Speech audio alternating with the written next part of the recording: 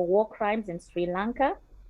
In 2015, she sat on the Secretary General's independent review panel for the Central African Republic, investigating allegations of sexual abuse by foreign military forces there. And she currently chairs the UN Commission on Human Rights, South Sudan, and is the executive director for the International Truth and Justice Project on Sri Lanka. So today we really have experts in the house, and we're really looking forward to the discussions. Yasmin and David, welcome, and over to you, Yasmin. Thank you, Rumbi, and good morning to everybody. Good morning, David. It's such a pleasure to be here. As I was listening to you recap on yesterday's proceedings, I was thinking back to yesterday because, I chair the Commission on Human Rights for South Sudan. One of the unusual, not only must it monitor the human rights situation, but it also has this new mandate of collecting and preserving evidence for future accountability purposes. And the idea, of course, is that one day when the African Union decides to set up the hybrid court and the government sets up the Commission on Truth, Reconciliation and Healing, that the evidence that we've collected will be provided to them. But yesterday we also released a report on economic crimes and corruption. And of course, the government of South Sudan argues that this is beyond our mandate.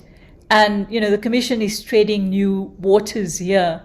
But this is really important because when we looked at the question of root causes of the conflict, then obviously the question of one of the drivers is the competition for power between elites, because that gives you access to resources.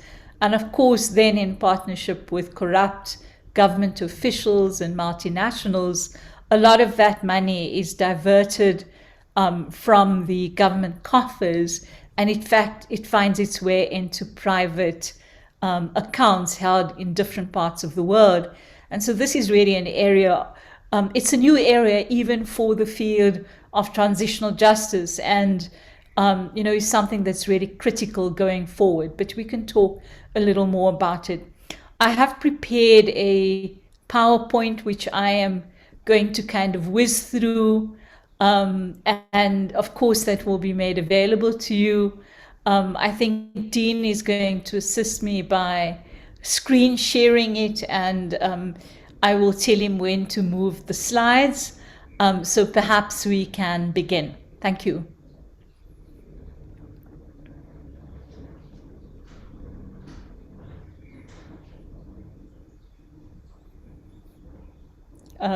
Yasmin, I'm with you. I'm just trying to load it. I'll be right there. Thanks. Okay, sorry. No, so let me, okay. If we can just do it. Yeah. Next slide, please.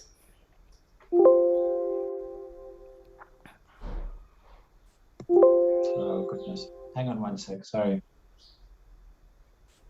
I have had some challenges with my computer. Oh, come on. Yasmin, I hate to do this to you, but it may make more sense for you to load it from your end. Let me see if... Okay, not a problem. Do you want me to have from my end? Except you don't have it, Jude, I don't think, or do you? I think I was copied in that email this morning. Oh, great. That would be fantastic if you could. Thank you. Okay. Just a moment.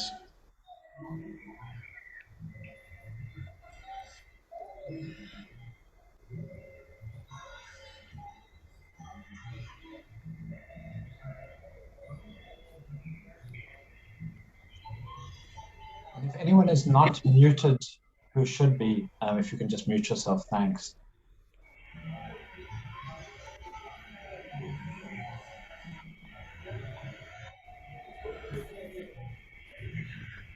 I don't know if colleagues can see it now.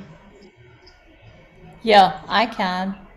Okay. Yes, you can so you can move to the next slide. So what I've done is in that slide, what we show is the first hearing of the Nuremberg trials that took place after the Second World War.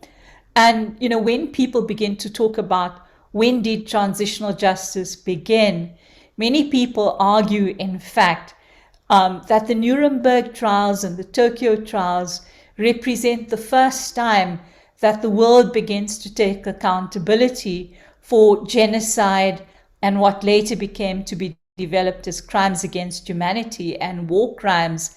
But I would say that, yes, Nuremberg was the start, but the real,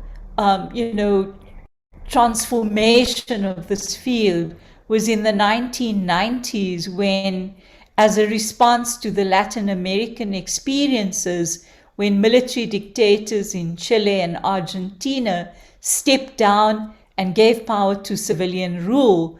This is when they also gave themselves amnesties, which meant that the civilian rulers couldn't actually prosecute them for what we would call serious international crimes. That is really when this field began. And of course, the experiences in Latin America were then followed by the South African experience, where there was no winner to our conflict. And so we had a negotiated settlement. And in terms of that negotiated settlement, one of the big issues that held up an agreement on a date for elections was really when the generals told President de Klerk that he had to secure an amnesty deal for them. And people say that at the stroke of midnight, the liberation movements capitulated to that. But they were smart enough to say, well, none of us sitting here are really legitimate role players, so why don't we leave the crafting of the amnesty deal to the new government when it comes to power? And of course, that's what happened in South Africa. And in terms of that amnesty deal, it was the first time in the world that you had a commission dealing with the question of amnesty and with investigating human rights violations, and also looking at the question of reparations. But I think that what's important about that period is that up until the Latin American experiences, when we conceptualize this question of transitional justice, we talked about it as if it only dealt with accountability for abuses, whereas I think the conceptual understanding after South Africa is that transitional justice is not a mechanistic process, but is actually something that, if properly used, can be thought about how do you use it in terms of peace building, and not just the silencing of the guns, but the real question of building sustainable peace. Next slide, please, Jude. So when we talk about transitional justice and what one would call is a normative framework, we talk about four particular pillars. The first is, of course, the right to the truth, and that is two components: the right of an individual to know what has happened to a loved one, to know their whereabouts, and then, of course, the right of a society to understand why the violence occurred and where the remains of victims lie. The second pillar is, of course, the right to justice. And there we talk about the right of victims to see perpetrators face some level of accountability. The third right, and I think the most important one really, is the right to reparations. And this is really about the right of victims to an acknowledgement from the state that the violation was perpetrated against them. Secondly, it involves the acknowledgement that in fact they suffered harms. And thirdly, the question of compensation, satisfaction, reparations, to ensure that the consequences of those harms have been addressed. The fourth pillar is the one that we call the guarantee of non-recurrence. And simply put, in the past, they used to talk about the never, never again principle and the right of people to know that they will never suffer such violence again. And of course, as the field has evolved, this has been translated into what we call institutional reforms of the state, the military, the security forces, public institutions, etc. And when states adopt these recommendations, those go a long way to recognizing that citizens are recognized as being part of the citizenry and know that they can trust the state, and more importantly, that the rule of law is on the way to being restored. Now, we call these the Zwane principles to combat impunity, and I will give you the reference. And so insofar as we can talk about the normative framework, this is that. Now, when we talk about mechanisms, usually these include truth commissions, they include hybrid courts, they include, at the ad hoc tribunals, they also include the International Criminal Court. And these are bodies that in fact execute these four pillars. Now, one of the challenges that we faced in the early periods was that because this evolved in a sense in the global north, the focus was very narrowly conceived as only dealing with, but mandates of truth commissions need to go beyond this question of dealing with narrow civil and political rights issues, but it also needs to look at structural violence, which apparently you spoke about yesterday, and the root cause of violence. And I think a really critical issue in peace building is this question of the production, the transfer, and the readily availability of weapons, which really make extraordinary violence possible. The other thing that transitional justice processes in our region have begun to explore is really how armed conflicts are built around questions of identity, ethnicity, and religion, and also how political elites are implicated as the real beneficiaries of conflict. And so it really poses two central questions, which I think we should discuss, and that is conceptually, what is the best framework for dealing with the structural and psychological nature of contemporary conflict, and also what practical approaches and activities have the greatest potential to move these conflicts towards peaceful outcomes. Next slide, please.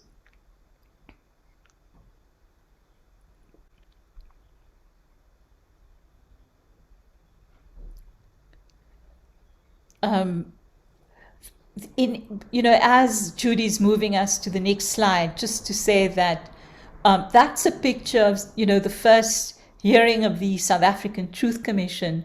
And there have been more than, 48 truth commissions in the world, with 60% of them having been established in Africa, and the most recent one being the second commission that was just established in the Central African Republic. Now, truth commissions after South Africa have also been tasked with promoting what we call societal and national reconciliation. They've also provided a forum for victims to speak about their experiences and to hear about the grievances that different communities have had. And above all, these commissions have to produce a common understanding of the conflict and the narrative, of the conflict as an important way of dealing with, this whole question of how to move to sustainable peace. Now, where transitional justice, a really important issue, was in this field of beginning to understand the question of gender. And that is because when we look at the way in which transitional justice institutions dealt with women's experiences of political conflict, they were often neglected. And so today there's a recognition that in fact the mandates of these different transitional justice bodies can in fact play a really important role in dealing with conflict. Now, colleagues have often asked this question: does transitional justice have a gender? And I think that this is quite a critical issue, that we go back to, because when we look at this question of gender, what we begin to recognize is that gender is broader than this question of just looking at women's experiences, which are important, but we really need to understand that conflict and war affect men and women. They affect girls and boys. They affect marginalized communities like the disabled, the LGBTIQ plus communities. And really important to understand that when you look at even the question of sexual violence, in the past, after the Akayesu case, we talked about sexual violence being used as a weapon of war. But now we know that it's not only against women. Increasingly, and the Refugee Law Project can speak more eloquently to this issue, we also have begun to understand that it affects men and boys as well. And so really critical that we have this broader understanding. Next slide, please.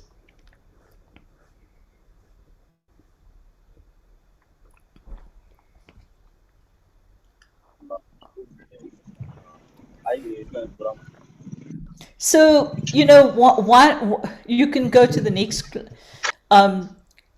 slide, please. So, for your purposes, I think it's really critical that you understand the link between, transitional justice, gender, and the women, peace, and security agenda.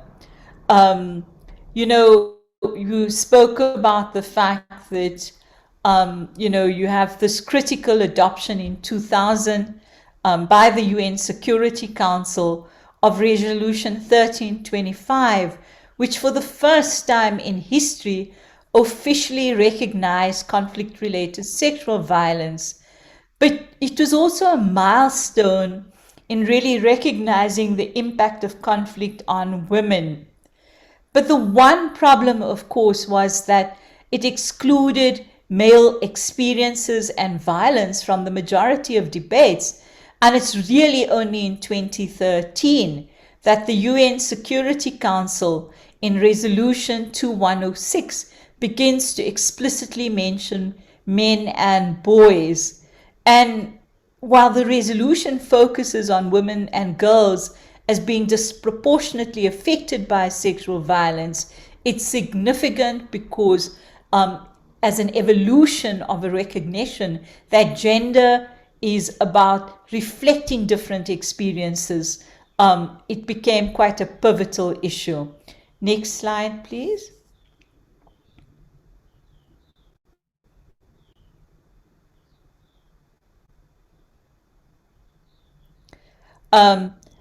This is a picture of women in the Congo.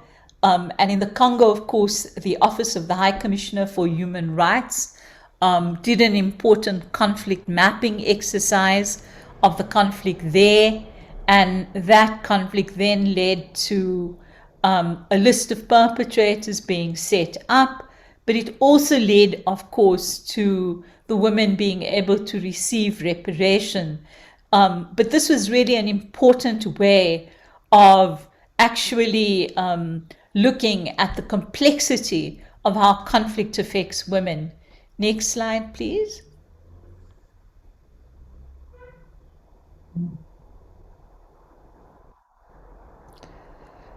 The one thing that I think is quite critical when we talk about this question of gender, and that is to look at it from an intersectionality point of view.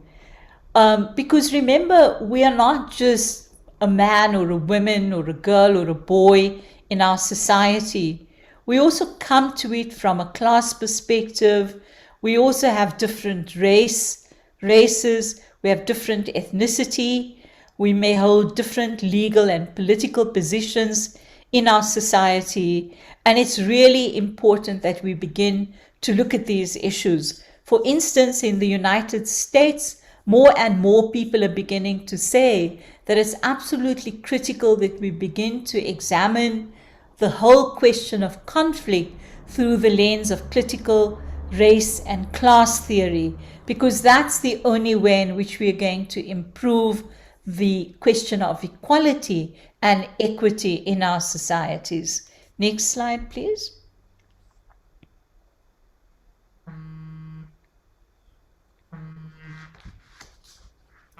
So, I think that when we talk about this, really important that we look at different phases of how we incorporate gender. So, I'll give you a story, for instance. In the South African context, women were not included in the original negotiating teams. And this was extraordinary given the fact that so many women had been part of the liberation movements. And so what we then did is we reached out across to different race groups and different women, and we formed what was called the National Women's Coalition. And the National Women's Coalition demanded, they prepared a charter, and in that they said that 1/3 of every team in the negotiations should be made up of women, and that in the future there should be a quota for women to be represented both in parliament and of course at local government level, and of course in the judiciary and in all the institutions, the new institutions in our society. And that is how women began to have space there.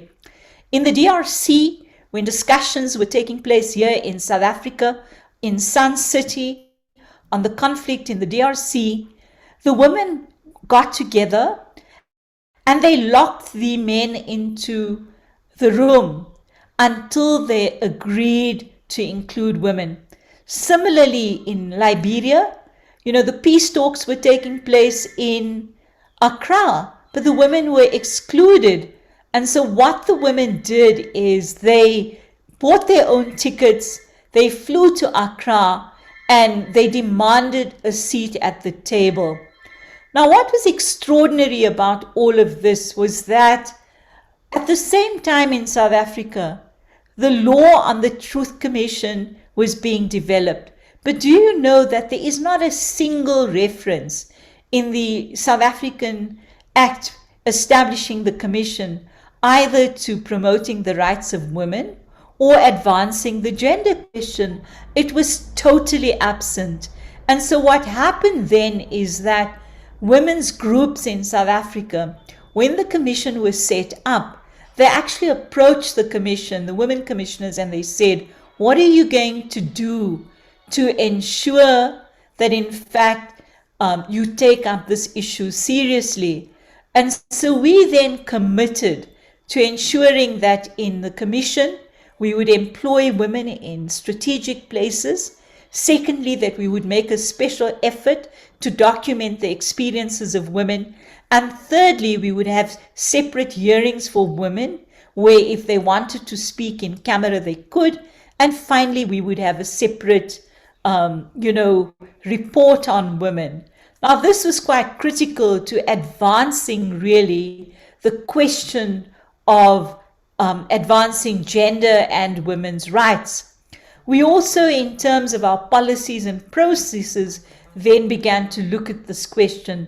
And as I will show you when we deal with Sierra Leone, you will really get an idea of how important it is to pick this issue up.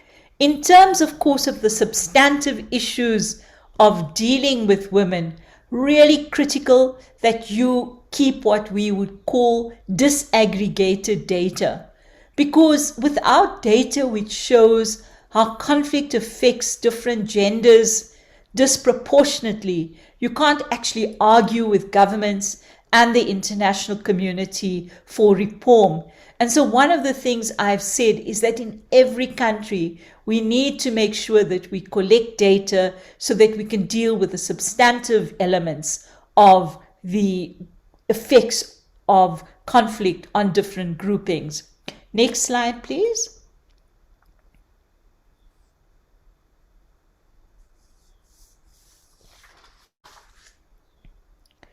So truth commissions really have been an important,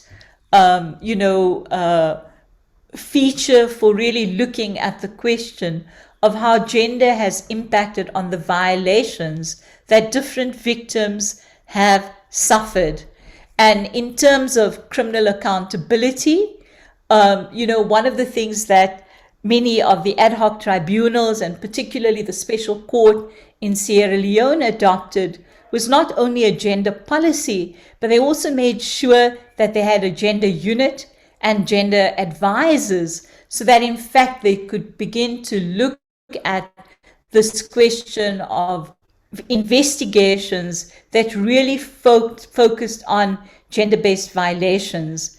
When we deal with reparations too, I will come to the question of how, a country like Sierra Leone really looked at advancing the gender question by using the reparations element. Next slide, please.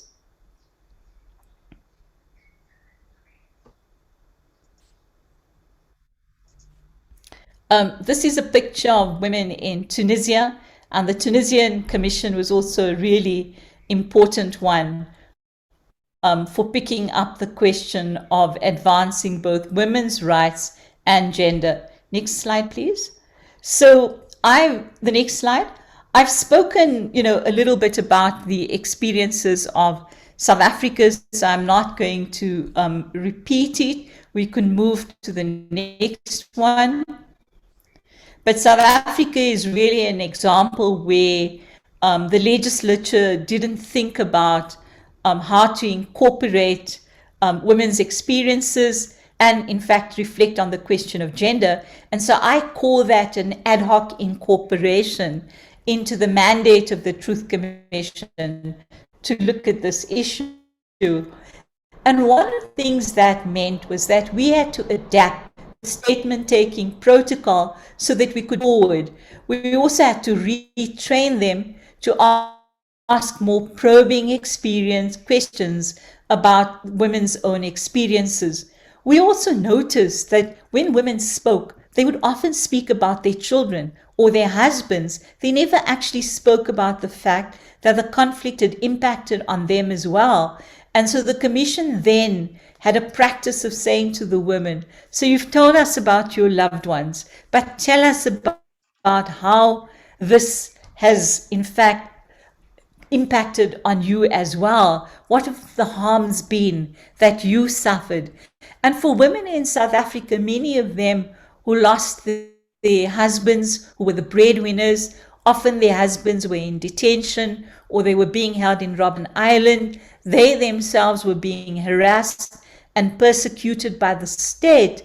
Often they suffered multiple displacement, as women do in many of our countries. And so it was really important to get an understanding of that. In South Africa, it was also one of the first commissions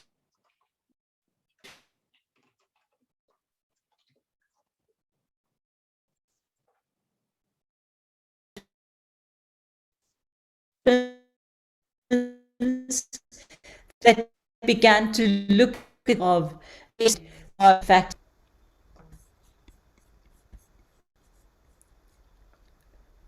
Next slide, please.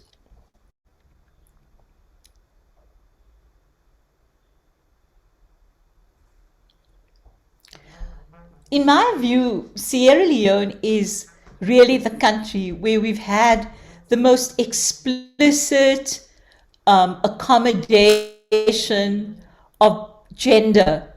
And there, the law establishing the Sierra Leonean Commission actually explicitly provided that the commission should look at the sexual violence that had happened in the country, and that it should also promote gender in the way in which it did its work. And what's interesting, of course, about Sierra Leone is that when the war was ongoing, and this was a brutal war that lasted for 10 years, it involved the abductions of young girls by both government forces and the rebel forces. And of course, it's the first time in the world when we raise the issue of sexual violence in this explicit way, and also sexual slavery and the notion of forced wives or bushwives, as the terminology colloquially was used. When the conflict was ongoing, if you asked anybody in Sierra Leone what was the worst violation, people would tell you that in fact it was amputations. And in fact, from the pictures you see there, the rebel groups would in fact ask people that they met, what do you want, a short sleeve or a long sleeve? And then they would brutally disfigure people. But in addition, with the young girls and boys they abducted, they actually carved the initials of the group on the chests of these young people so that they could not escape. But when the commission began its documentation process, we began to realize that in fact, the most massive violation in Sierra Leone was actually conflict-related sexual violence, and of course, a range of different sexual violations. And in fact, if you looked at the figures, around 8 of 10 women and girls had been not just raped once, but gang raped multiple times by all of the different groups. And this then meant that we really had to begin to think about how we would address both the harm and, of course, the consequences. Next slide, please.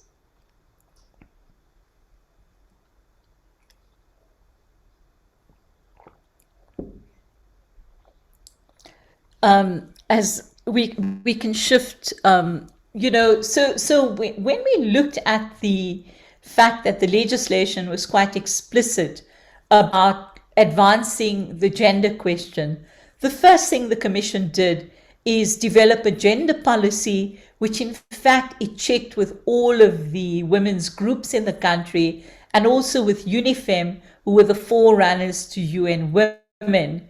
We also began to look at how we would define this question of gender. When we looked at the appointment of staff, we ensured that more than 50% of all staff, both in the statement-taking arena and in fact in the arena of dealing with, statement-taking, that we had enough women. And our statement takers were particularly trained on how to document sexual violence as well. We also built a relationship with non-state actors because, to be very frank, truth commissions come and go, ad hoc courts come and go, but the people who are left behind are women's groups and civil society and the media, and they need to be active participants with you in this journey you take. In our statement taking, we also began to establish what particular gender crimes were, and we had a research department that was also looking at both the context in which these crimes were taking place. We held public hearings, and we also had what we call in-camera hearings, where if women chose to, they could speak behind a curtain or individually to the commission. And in our report, we actually had a special section on how the conflict had affected women, boys, and girls.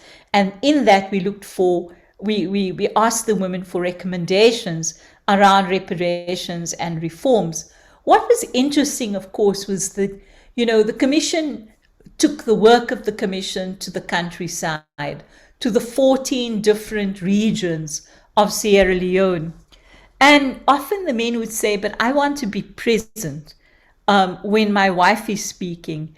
And we would say, well, actually, this is between us and a woman, and we don't normally have anybody in that interview unless she consents. And this was very similar to experiences I had in Afghanistan, where often the husband or a father of a woman would say, I want to be present in the hearings. And we then had to say to them, sorry, this is a confidential hearing. And one must remember that many of the women have never spoken out about their experiences, and neither have men. And so it's really important that we are able to provide that safe, confidential space for interviewing to take place. Next slide, please.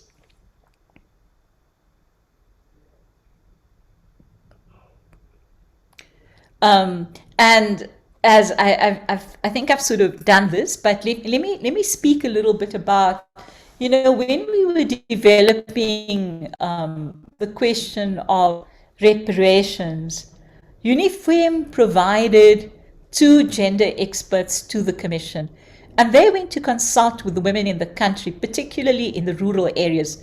And that then meant that they made submissions to the commission on not just the conflict and how it had affected them, but they also spoke to the particular violations that they had experienced and the recommendations that they wanted to see. And of course, in Sierra Leone, you had the abductions, you had the rape, you had the sexual slavery, you had the bushwife issue, you had mutilation, and you had torture, and a range of different inhuman acts.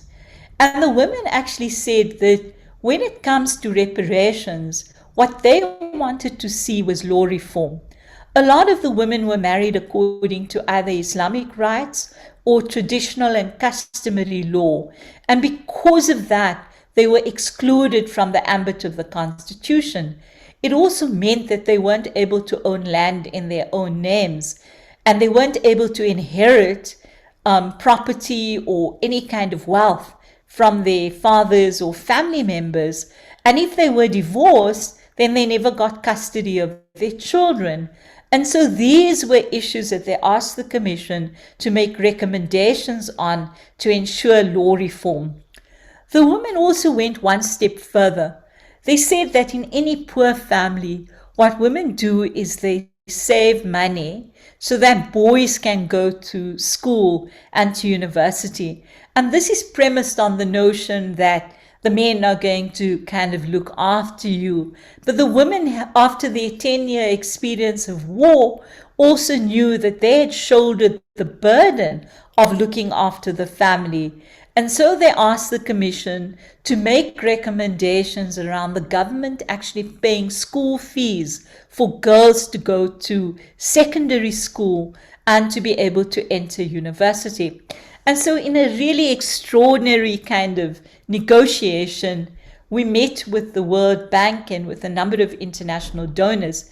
And Sierra Leone was, of course, one of the countries that was part of the highly indebted country program. And we asked them to set aside money and earmark that to pay for tertiary education for girls.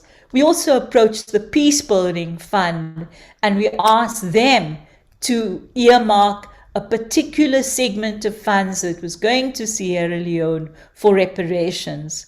Now, this is, of course, the first commission in the world that really looked at this question of the impact of conflict from a gendered perspective. But having said that, a caveat, and that is that while we were picking up that men and boys had also been subjected to sexual violence, this was recorded as torture and cruel and inhuman treatment. And so from that perspective, the experiences of men were really invisible. Next slide, please.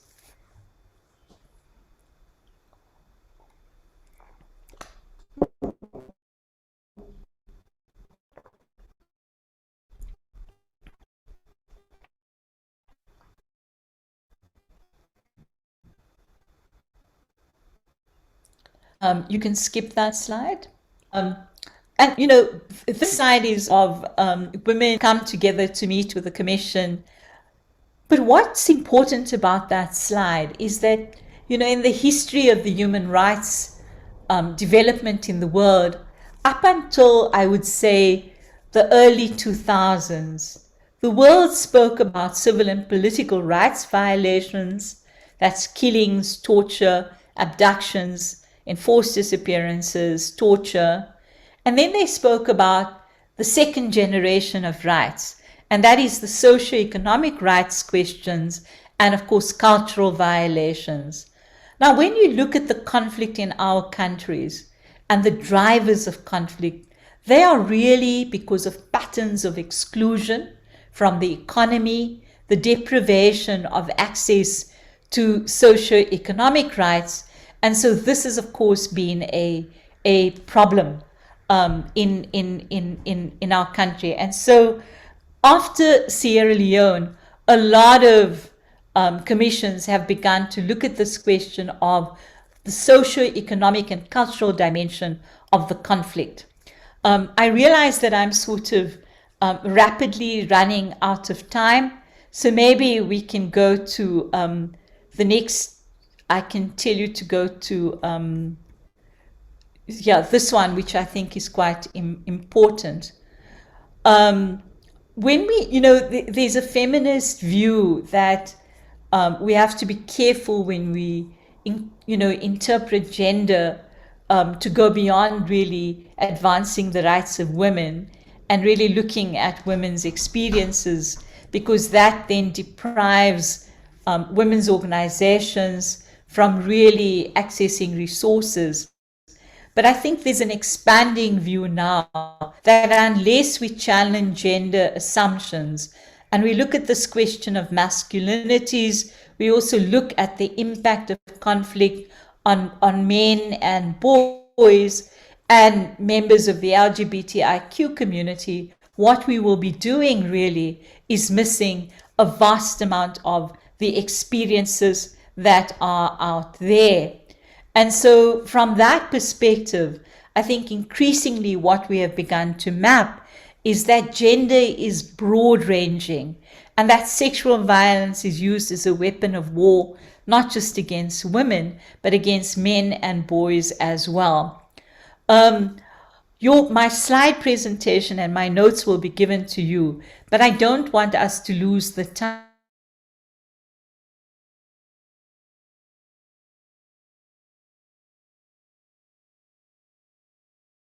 been doing, which has been incredibly important in supporting this advancement in lifting the violations that have taken place against people in so many conflicts in our region. Thank you. Thank you so much, Yasmin. That has been such a fantastic and brilliant insight into the Truth and Reconciliation Commissions, particularly the experiences of South Africa, the experiences of Sierra Leone. It really, really has been fascinating. And only because we're running out of time, I'm just going to ask those with questions, please just hold on to them. And can we just allow David to speak to the experiences of the Refugee Law Commission? Please do go ahead, David, and then we'll take questions after you. Thank you so much, Rumbi. May I just know how many minutes do I have? I understand I'm just a discussant, and it will help if 5, 7, 8. I think we can allow you 5 minutes, if that is okay with you. Will that be okay? Oh, okay, 5 to 7 minutes, 5 to 7 minutes, so that we can take in questions from our colleagues. Good. I'm so sorry, David, for having slipped into your time. I didn't even notice that. Apologies. It's all right, Yasmin. It makes it's a privilege to be a discussant. I'm just a discussant, not setting up another tone for another paper here. And I really want to thank you for your generosity in availing to us the very important inner workings of a very complicated field of transitional justice and gender and where we are at and where we ought to go.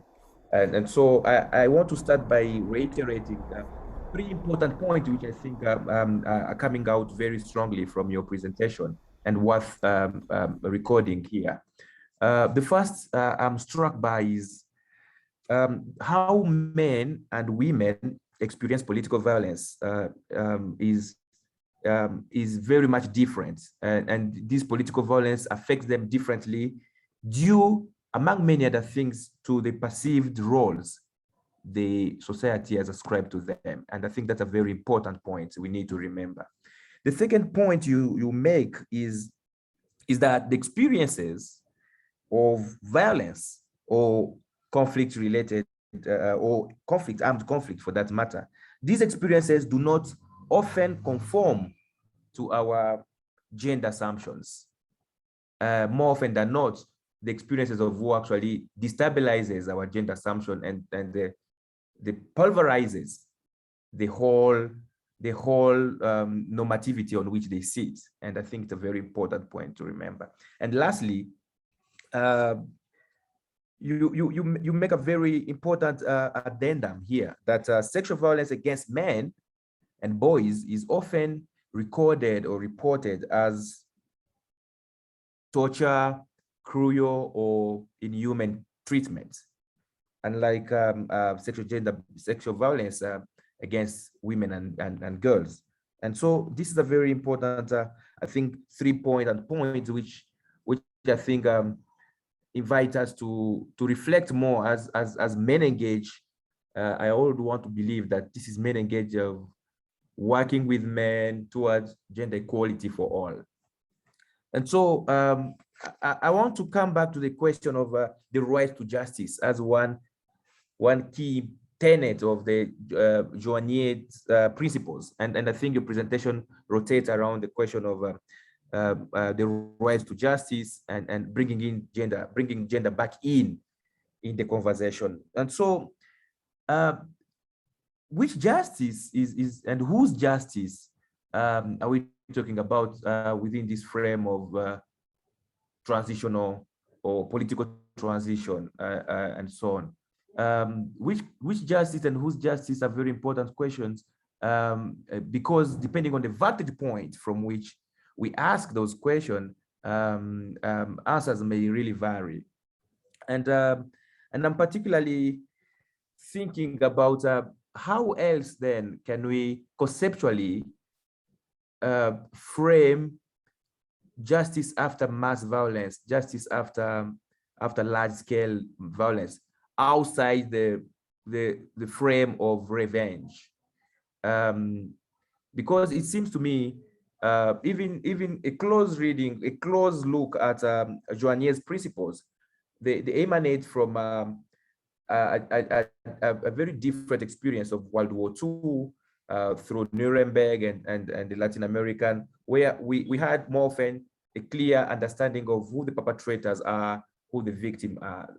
But after the Cold War, which is much of the reality we live in this part of the world, particularly on this African continent, wars and political violence has been extremely messy. It's a very messy business, so much so that even perpetrators and victims shift sides.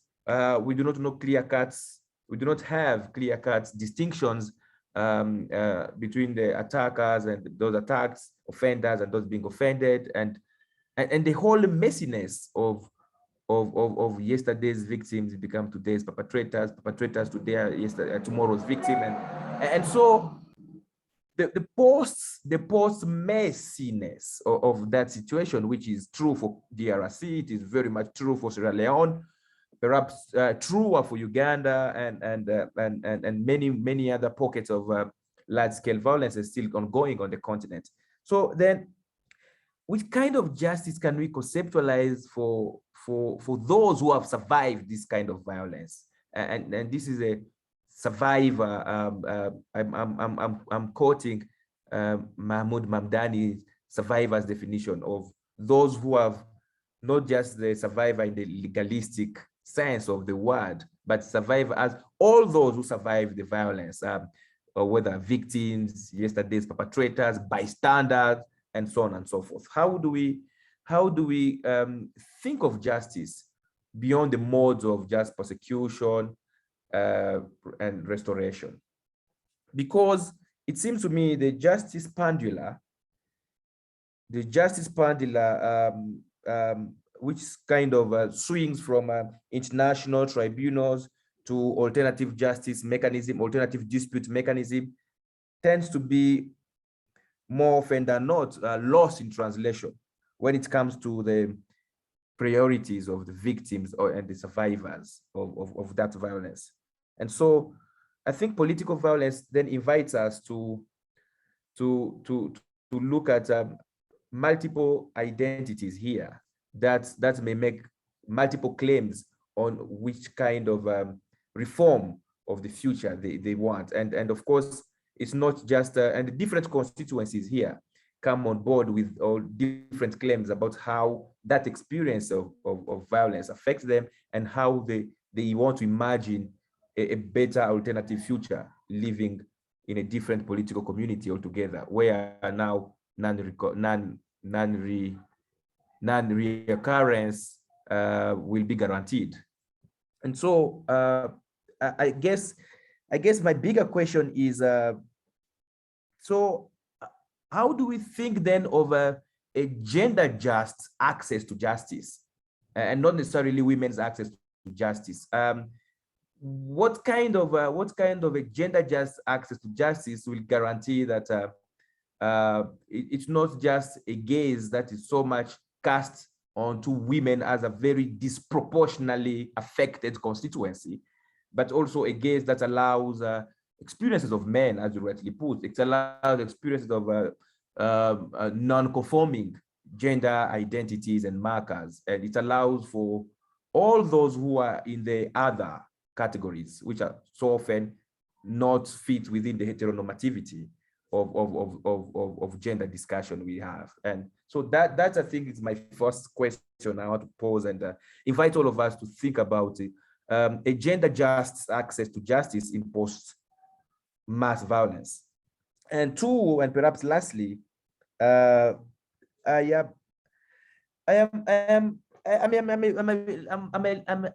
was struck by the Tunisian Truth and Dignity Commission and the deliberate choosing of the word dignity. I mean, it seems the political history of post-independence Tunisia, and particularly the regime of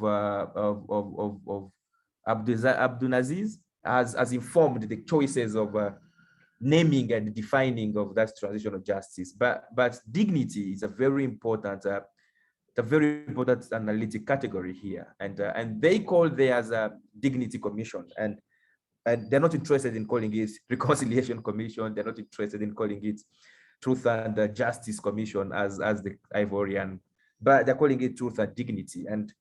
And further into the slides, you tell us now that dignity is more often kind of concentrating on the women victims, and so then one is left to ask, it seems to me there is still this overarching emphasis that, of course, those less fortunate, the more undignified lives that underwent the experience of violence, of dictatorship and repression, are those to whom dignity should be bestowed, and more often at the expense of others who cannot make same claims.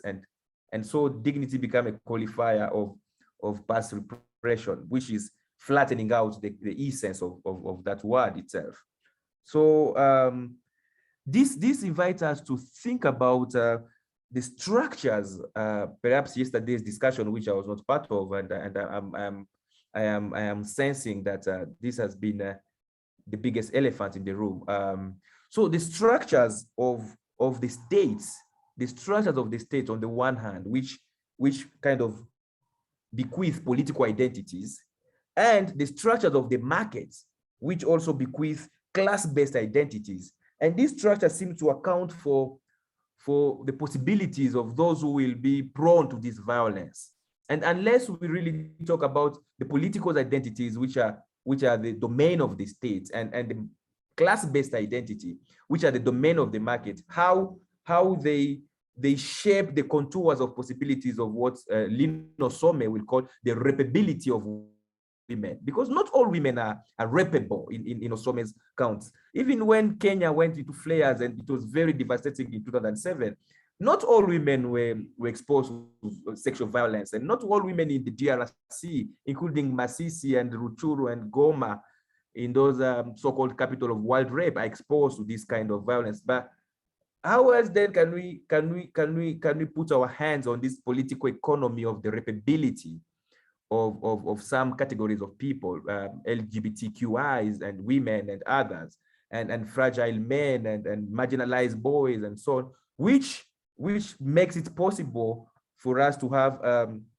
an inclusive political justice for gender and transitional justice processes is my second question, and I think I will leave it at that for now. But I really want to thank you again for hinting on the fact that humanity is composed of more than just women, and an overemphasis on women and girls more often than not, and inadvertently so, tends to kind of feminizing the discourse on justice. It portrays a very unproductive binary of male perpetrator, women victims, and also sometimes also the reverse is true.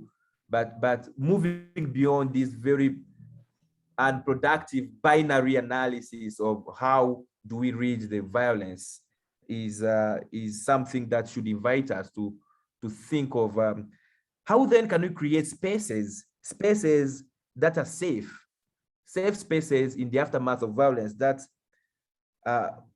allow engagement with both male and female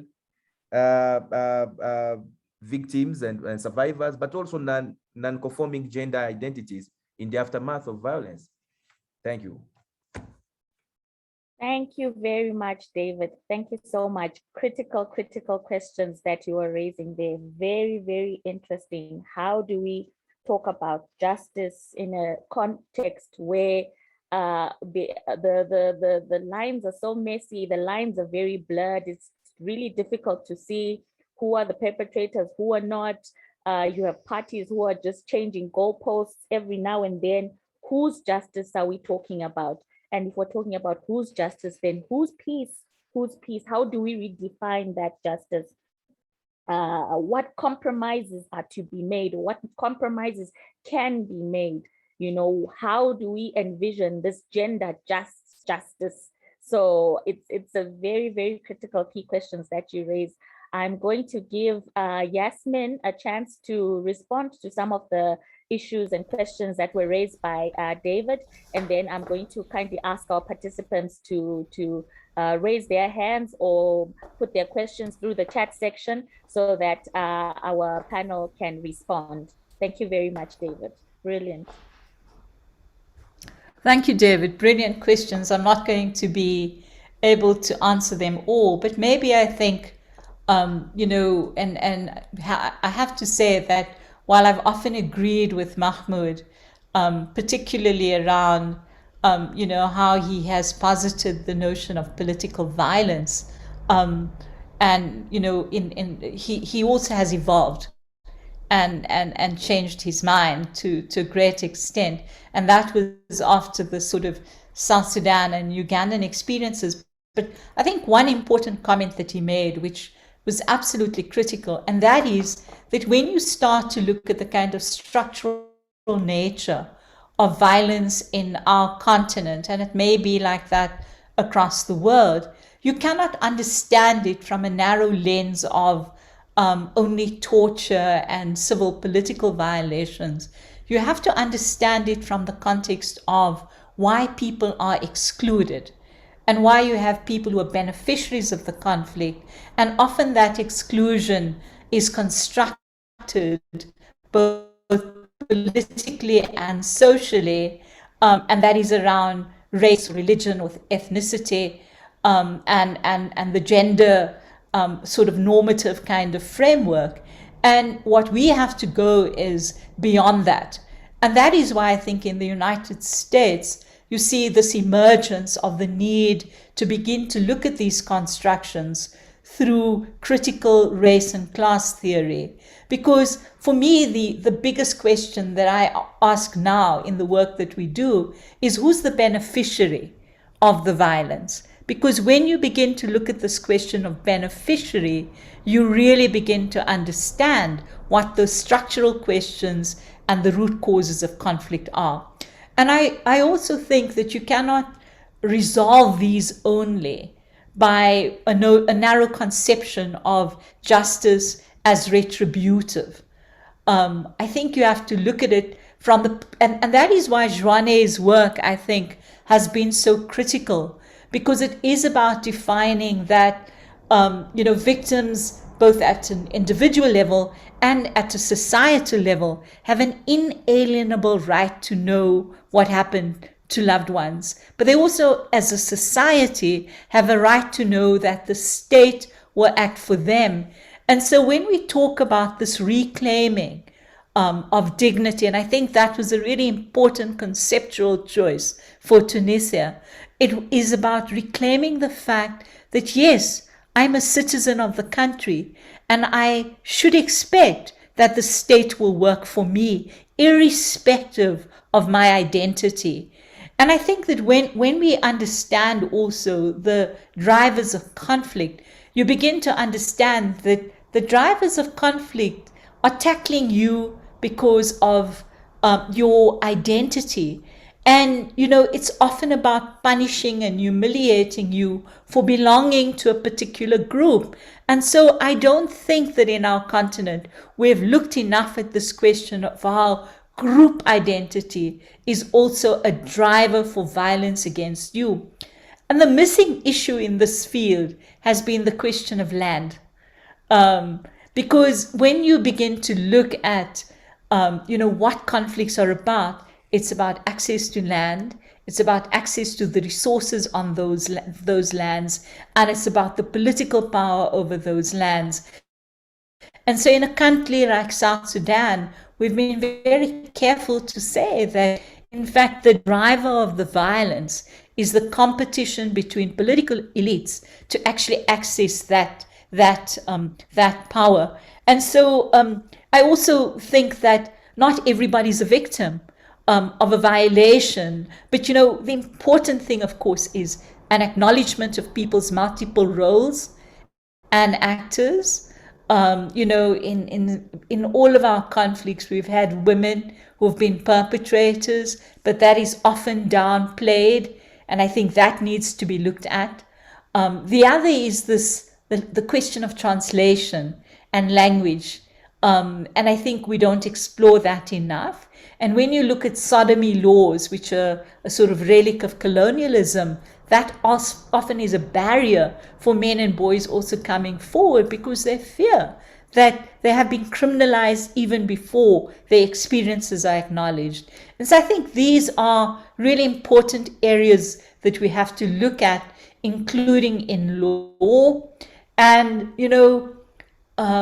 I do think, and I've moved more to the side of criminal accountability in recent years, particularly for those who have what I call both political and command responsibility, or as in law we say, command and superior responsibility, because I do not believe that if we let them off the hook, we cannot then prevent this recurrence. I think that is so critical going forward, because whether you're in South Africa, whether you're in South Sudan or Sierra Leone, the fact that those who bear the greatest responsibility go free creates impunity in our society and is responsible for this recycle of violence. A very important study that was carried out by the Auschwitz Genocide Institute kind of took a survey of, I think, about 50 countries, but looked at them from the perspective of how many of them had had a transitional justice mechanism.